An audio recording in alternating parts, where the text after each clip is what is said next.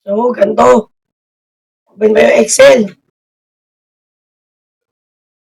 Pwede mo to. Ngayon, page layout. Dito sa may taas na to.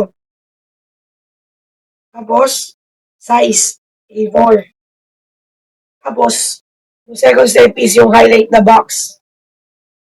Yung box, ipipiliin mo lang yung left click. Tapos, i-hold mo, tapos ikakalat mo ganyan. Hanggang kayo. Hanggang L. Hanggang 30. Yan. Ngayon, ang step sunod. Select all borders. Pabalik ka ng home. Pipindutin mo to. Tapos, hanapin mo yung all borders. Yan, okay na. Ngayon, yan. Mamimili tayo ng additional port highlight merchant center. Ano bang ano ng 30? Sabi namin 15. O kaya kahit saan. O tayo ng 4. Yan. Hold mo ulit. Tapos ikalat mo lang. Ngayon, merchant center. Ito, nasa home pa rin yan. Pipindin mo yung merchant center. Yan.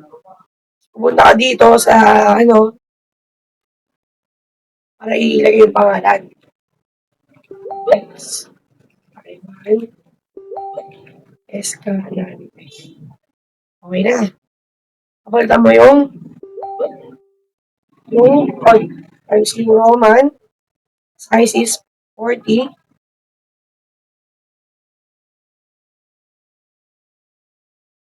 Times New Roman. 40. Kapalitan yung font color. Yung blue. Tapos yung ay green. Yan, ganyan. Tapos, after nun, input the data. 40. Ay, upgrade sa atin. 80, 90, 95, 85, 28. Ayan. Ngayon, ipipinili natin ulit parang highlight. Muna tayo ng formulas. Tapos, sabi na itong auto sum. Tapos average. Yan, 89.6 yung average niya. Tapos, control P. Tapos, control Z. Ano yung control Z? Ikaw lang.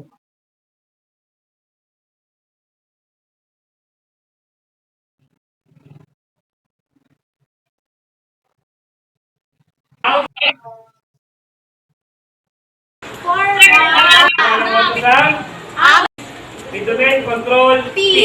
Ulo mo, Euro. Tapos na. Okay.